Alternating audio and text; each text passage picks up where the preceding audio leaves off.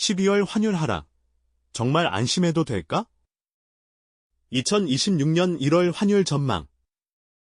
오프닝. 최근에 뉴스 보셨어요? 환율 안정세, 1,300원대 진입.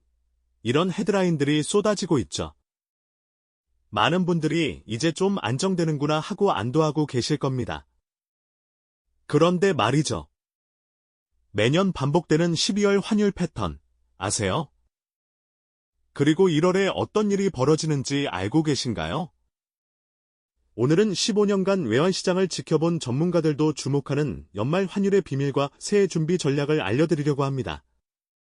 12월 환율이 떨어지는 진짜 이유. 윈도우 드레싱 효과. 12월 말이 되면 환율이 안정되는 현상. 이게 우연일까요? 윈도우 드레싱이란 기업들이 연말 재무제표를 좋게 보이기 위해 자산을 정리하는 걸 말하는데요. 기업 입장에서 한번 생각해 볼까요? 달러 부채가 많은 기업이 있다고 가정해 봅시다. 환율이 1,300원이면 1억 달러가 1,300억 원이 되는데요. 환율이 1,400원이 되면 1,400억 원이 됩니다. 100억 원의 차이가 재무제표에 그대로 반영되는 거죠. 12월 31일 기준으로 재무제표를 작성하기 때문에 환율이 낮을수록 부채 비율이 개선되고 신용등급 관리에 유리하고 다음 해 자금 조달 비용도 절감할 수 있습니다. 실제 데이터로 확인해보죠. 최근 5년간 12월에서 1월 환율 변동을 보면요. 2020년엔 12월에 1,088원이었다가 1월에 1,103원으로 1.4% 올랐고요. 2021년엔 12월 1,188원에서 1월 1,195원으로 0.6% 올랐습니다. 2022년엔 12월 1,267원에서 1월 1,251원으로 예외적으로 떨어졌고요. 2023년엔 12월 1,280원에서 1월 1,320원으로 3.1%나 올랐습니다.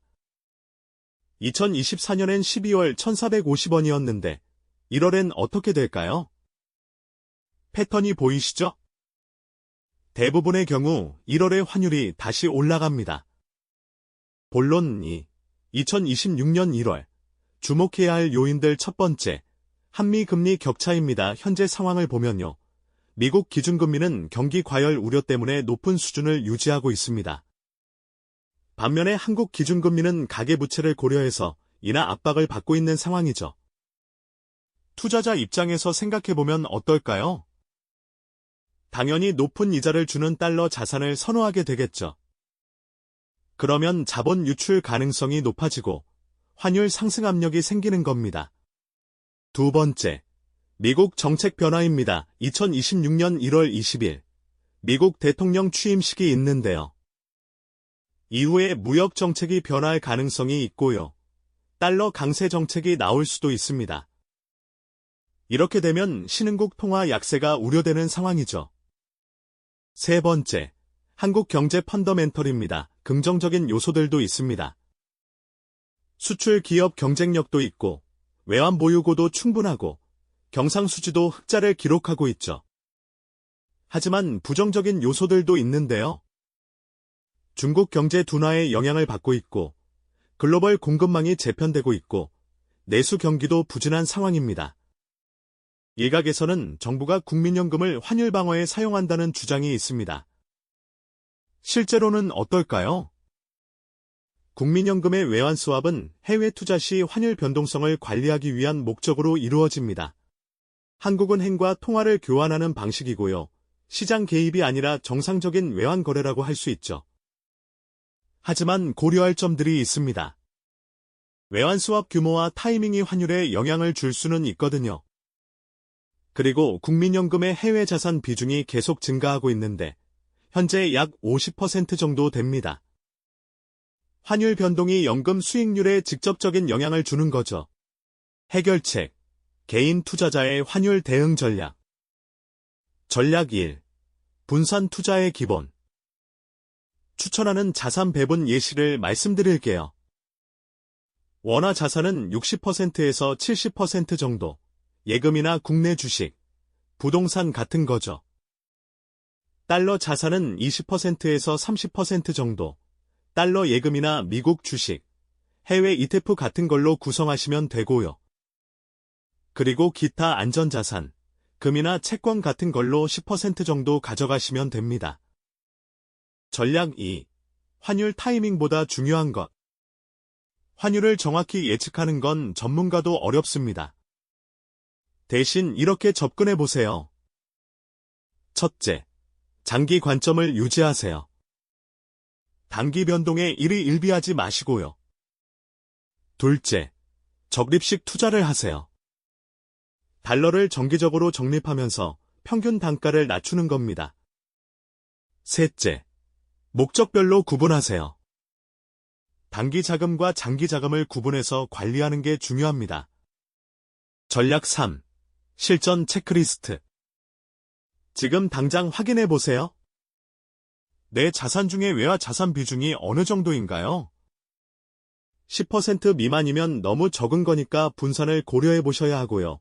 10%에서 30%면 적정 수준입니다. 30% 이상이면 개인 상황에 따라 조정이 필요하겠죠. 해외여행이나 유학 계획이 있으신가요? 6개월 내에 필요하시면 지금 일부 환전을 고려해 보시고요. 1년 이후면 분할 환전 전략을 쓰시면 됩니다. 달러 대출이 있으시다면요. 환율이 급등하면 부담이 증가하니까 환해지 상품을 검토해 보셔야 합니다. 마무리.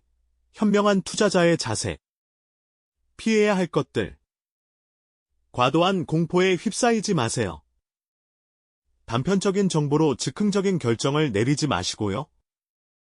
전 재산을 한 가지 자산에 몰빵하는 것도 피하셔야 합니다. 실천해야 할 것들. 내 자산 상황을 정확히 파악하세요. 장기적인 관점에서 분산 투자를 하시고요. 정기적으로 포트폴리오를 점검하는 게 중요합니다. 환율은 정말 수많은 변수가 작용하는 복잡한 시장입니다. 누구도 정확한 예측을 할 수는 없지만요. 역사적 패턴과 경제 원리를 이해하면 현명한 준비가 가능합니다. 꼭 기억하세요. 12월 환율 하락이 완전한 안정을 의미하는 건 아닙니다. 1월에 변동성이 증가할 가능성을 주의하셔야 하고요. 분산 투자로 리스크를 관리하는 게 중요합니다. 함께 보면 좋은 영상들도 준비했습니다. 환테크 기초, 달러 투자 시작하기 영상이랑요. 재테크 필수, 자산 배분 전략 완벽 가이드 영상, 그리고 경제 뉴스 읽기, 환율 기사 제대로 이해하는 법 영상도 있으니까 참고해주세요. 이 영상이 도움이 되셨다면 구독과 좋아요 부탁드립니다. 여러분의 자산을 지키는 실용적인 정보를 계속 전해드리겠습니다. 다음 영상에서 만나요.